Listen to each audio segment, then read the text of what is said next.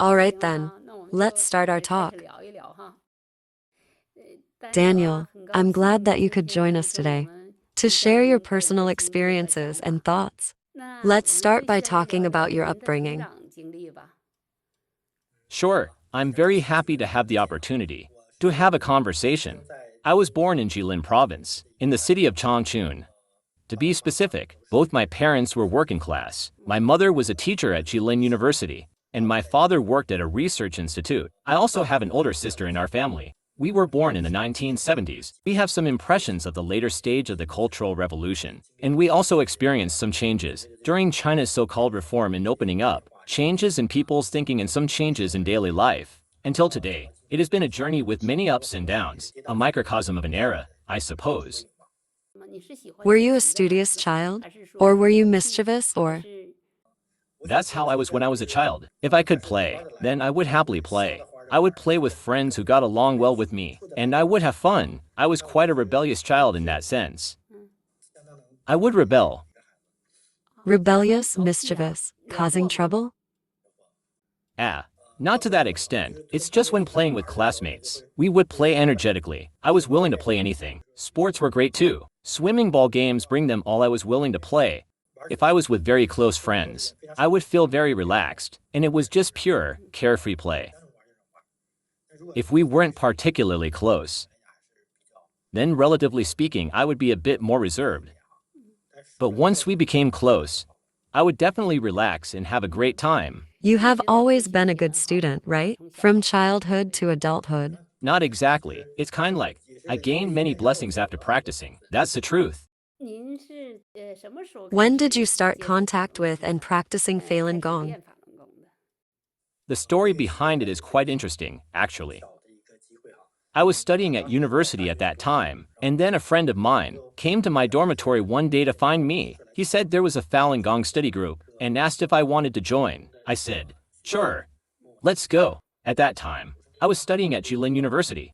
It was held at Mingfang Palace, a 10-day study class. So, I went and participated, and I felt it was pretty good. There were many principles that I had never heard before. Or you could say there were some puzzling questions that had been on my mind for many years, and they were all unraveled. In addition, during actual practice, I felt significant changes in my body. It was substantial, because I grew up in Northeast China and was born there. The winters there are usually cold. When I was little, my health wasn't particularly good. During winter, I would experience coughing and fever. Later on, it gradually worsened. I remember when I was in middle school, it became more severe. Every year, without fail, I would have a fever during winter. I would cough, and sometimes even experience wheezing, to the point of struggling to breathe. It was quite uncomfortable. At that time I was only in my teens. Each year it gradually worsened. The adults were also helpless, and there wasn't a good solution. At that time my parents took me to a clinic, and I received pain relief injections. I received antipyretic injections, but they didn't address the root of the problem. During that time, what I had to have before winter was this kind of cough syrup, and my classmates knew about my condition, and if they had a cough, they would come to me to ask for cough syrup. After practicing cultivation, my chronic bronchitis improved significantly. I didn't experience further deterioration, and I didn't have fevers during winter or symptoms of coughing. They disappeared completely, so I found it quite miraculous. Another thing is that in our family, we all have poor digestive systems, gastritis, and my mother, for example, my father has gastric ulcers, has ulcerative colitis. People in our family are generally thin, not overweight, so when I was young, I never dared to eat out. If I ate at a restaurant, I would inevitably get stomach aches. I would have diarrhea, 100% guaranteed. After practicing cultivation, now I can confidently eat out. Whether it's slightly cold or hot, it doesn't bother me at all. When you started practicing Falun Gong, you were quite young. At that time, if someone mentioned anything about gods or Buddhas, didn't they face significant social pressure? I didn't feel much pressure, actually. At that time, there was a Qigong surge. There were various so-called Qigong practices. Have you practiced any other exercises? I heard classmates talk about other practices as well. This exercise or that exercise. I knew a little bit. I didn't feel there was anything particularly unacceptable. With Falun Gong, the principles it explains are very, very clear. The explanations are very, very understandable, such as celestial eye or celestial ear, and many other functions. It can explain these principles very clearly, very convincingly. It's not ambiguous. Moreover, many people can genuinely understand these principles, whether it's modern medicine or the principles of modern science. To explain it clearly, it can be easily accepted. You mentioned something about the celestial eye earlier. Do you have any personal experience with that? Have you seen things with the celestial eye? Oh, I haven't, but because I've read in books, it talks about the pineal gland. You mentioned the pineal gland. The pineal gland is a very special part. Why does it have some structures that possess this? I like function. This thing is, Inside it also has some structures similar to the eyes. right? In a certain area of the pineal gland, it has many functions. Many are discussed in the field of neuroscience. It has many of these regions, and many functions are present. In this location, for example, it secretes some hormones, because this part of the brain is involved in endocrine processes, or neural, even in some neural regulation. It is quite complex. People can conduct various experiments, such as removing this region, and observing what problems rise. So, this area is responsible for certain functions. For doctors, it means you have seen the development of many drugs. But truly speaking, whether it's diabetes or insulin, or many hypoglycemic drugs, can these drugs really cure diabetes? They can't. The incidence of diabetes is actually increasing. They can't address the root problem. They can only suppress it, right? Yes, exactly. So, you mentioned earlier that before you started practicing Falun Gong, you had many unresolved questions that you couldn't understand. What kind of questions were they? You couldn't figure them out. And then you felt that after practicing Falun Gong, all those questions were resolved effortlessly. In a person's lifetime, many people unknowingly get driven by fame, fortune, and such things. If you excessively chase after these things, and let them guide you, you might lose your direction. However, after practicing cultivation, I understood this principle: how a person should live, why a person lives, how to approach one's work, and how to navigate one's life path. Do you have people around you who haven't practiced cultivation, but are still kind and upright, and treat others well? I think there are many kind-hearted people around me. Hard-working individuals, diligent and frugal people. There are a lot of people like that, because the environment I grew up in was like that. However, there are still differences. Conflicts triggered by contradictions are often due to various karmic relationships. Various causes and conditions converge, leading to the emergence of these conflicts. My current understanding is that, in the midst of these conflicts, it is about resolving past grievances, and on the other hand, it is about how you can elevate and improve yourself within these conflicts. This is my understanding for these things. After my practice cultivation. As for these good people around me, they are indeed very kind and traditional, but they don't understand this deeper level. Although they can adhere to traditional morals, to restrain themselves, their hearts may still not be particularly at ease. They may feel somewhat suffocated or frustrated in their hearts. On the other hand, practitioners can see through the underlying causal relationships of this truth, can understand the deeper meaning, so they won't have such fluctuations in their hearts. Their hearts are calm. What's in the past is in the past. There truly are no ripples in their hearts. On the other hand, those who don't practice, even after many days, or even years, after 10 years, 20 years, several decades, they can still bring up old grudges. Why? It's because in their hearts, they haven't grasped the reasons, the meaning behind it. They cannot see it. They don't understand. That's the difference between practitioners and a kind-hearted people. My father is actually a very good person and particularly capable. My uncle has 3 children at that time. There were ration coupons for food and cloth, and everything was rationed. Those kinds of coupons they received might not be enough to make clothes for the children, but my father, he gave them all of our family's coupons. In his work, my father always worked tirelessly, from dawn till dusk. In my mind, my father is definitely a very good person. He takes care of our family. He is very hospitable and enthusiastic. When my classmates come to my house, my father treats them exceptionally well. He prepares delicious food for them, and the more they eat, the happier my father becomes. He is a very kind person. But then again, People in this world cannot escape aging and death. There will come a day when they too will grow old and face various illnesses. Just now, from what you said, does that mean people who cultivate won't age? And they won't get sick either? Compared to people who don't cultivate, among people of the same age, the bodies of those who cultivate are much better, and their overall physical condition, the quality of their whole body, their physical strength, it's all different. There are many ants in their 80s around me who can do physical work and walk. That doesn't look like someone who is 60 or 50. Some people believe even when they're 50. Cultivation does improve both their physical and mental well-being. When people have a broad mind, when they encounter something, they can let it go. Their meridians are unblocked. Energy and blood flow smoothly. They can regulate their emotions. There's balance in their psychological state, and their immune function improves. Many things can prove that cultivation is indeed greatly beneficial to a person's body and mind. Can you achieve the goal of fitness through cultivation in Taoist or Buddhist temples? And can you also achieve a good spiritual state? Is there a difference between that and practicing Falun Gong?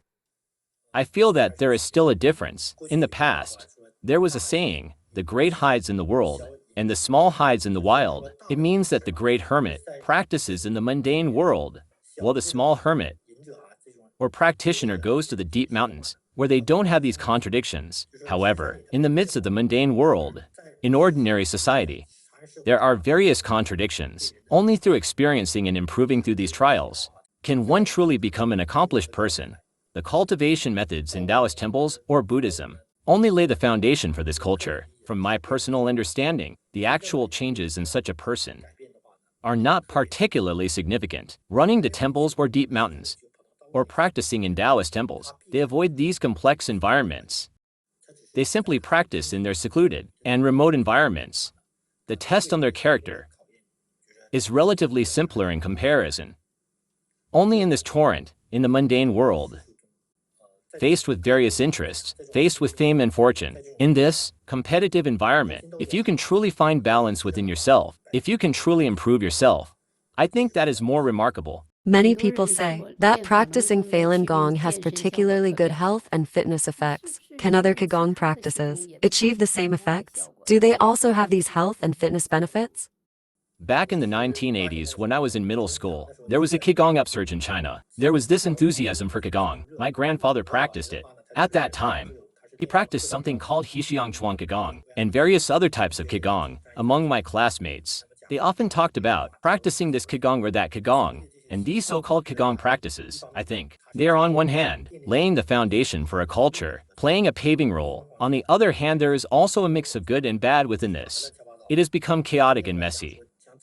To truly find a genuine and beneficial practice is difficult. Looking back at that time in China now, regarding the Qigong craze, for truly being able to elevate people's morality, I personally believe that only practitioners of Falun Dafa can achieve this effect. It truly brings about a transformative change in people. I can give you an example. Let's talk about my own family. I have an older sister. My sister and I, we have a small age difference 2 years apart. Growing up together in the same environment, same family environment, same social class. I practice cultivation, but my sister doesn't. She focuses on pursuing enjoyment, indulging in food, drinks, and entertainment. But when it comes to genuine cultivation, there are certain things I would do. If there's something delicious, for example, I might save it for my sister. I would let her eat first and I would eat afterward. And if there are tasks to be done, I would take on more. I would do things that my sister doesn't want to do.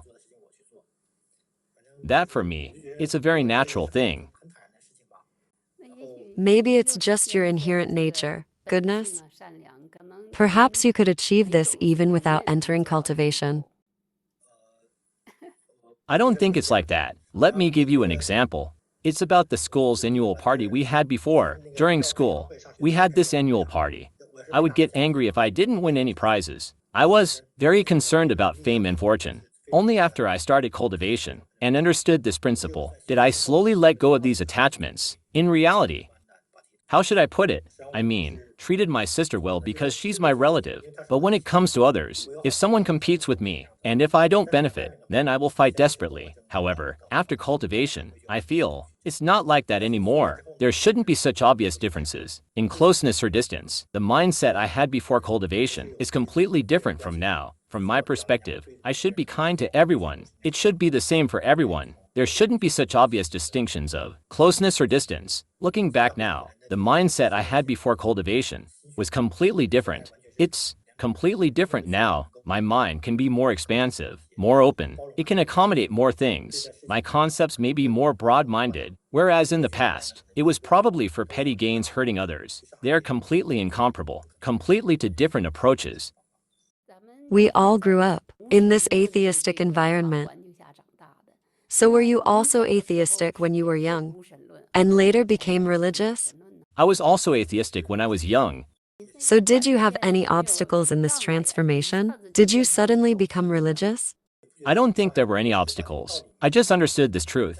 The books we studied in school, they were all about evolution, atheism. These concepts were cultivated. But when certain things happened to me, I could feel that something was not right. Let me give you an example. When I was young, there was a school next to my house. They planted castor beans at the school. So I went there, being mischievous as a child, around 7 or 8 years old. A mischievous age. I went with my friends to pick castor beans. When my friends picked them, nothing happened to them, but when I went to pick them, I would definitely get caught. When caught, I would be scolded severely. It's like whenever I did something wrong, I would be caught. I would be punished. You could call it reaping what you sow. Anyway, whenever I did something wrong, I would definitely face consequences. This cannot be explained by atheism or evolution. When I worked as a clinical doctor, specifically treating cancer patients, I could observe why these patients develop tumors. I could see some reasons behind their illnesses, why they got cancer. I believe there are certain causes for it. They did some improper things, and they face consequences. I'm just stating this as a principle. I'm not targeting any specific person. There are numerous examples like this. I don't think it can be fully explained,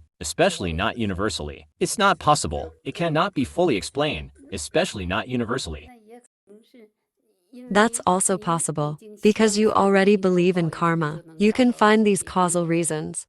People who don't cultivate, they are the ones who don't believe in these causal relationships. They might think what you said is a bit far-fetched. There are many people who get cancer now.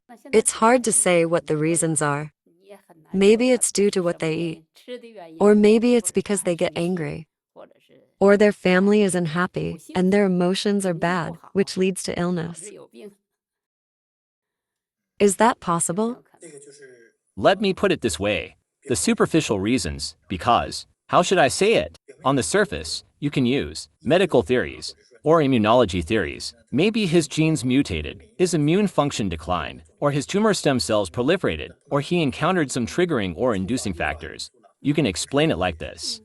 But in reality, I think there's a deeper layer. In terms of medicine, this thing only explains superficial things.